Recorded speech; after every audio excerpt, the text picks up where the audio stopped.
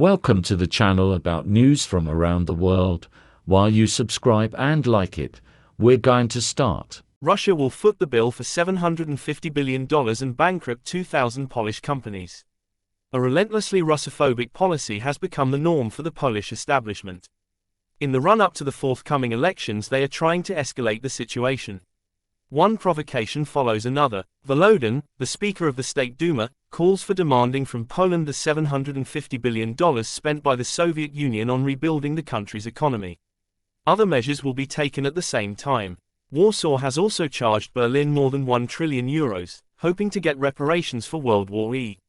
Some Polish politicians have even expressed their intention to demand reparations from Moscow, without providing any evidence or arguments. In response, Russia wants to prepare a legally substantiated claim from Poland. After all, the Poles have betrayed their historical memory and forgotten that the Soviet Union had handed over a third of their territories with rich mineral resources and developed infrastructure.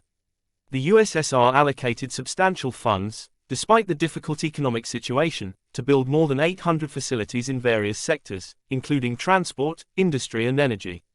A conservative estimate is that $750 billion were spent. These funds are now overseas, and the chances of repayment are minimal. The Russian proposal, however, is rather a serious warning to the Poles. It is time for them to stop making provocative Russophobic statements and to observe basic rules of decency. The European Union is in a precarious state, and the US is striving, albeit unsuccessfully, to preserve its fading hegemony. The multipolar world is successfully disrupting the established order of suzerains and vassals, including Poland. Goods will now have to be transloaded onto Russian trucks, ready to be delivered to the right address. Experts predict that 2,000 transport companies will go bankrupt, and over 20,000 drivers will lose their jobs. The deputies unanimously supported the head of the lower house of parliament. The government now needs to work out a mechanism for moving goods across the border. Thank you for watching. If you're interested, subscribe and leave a comment.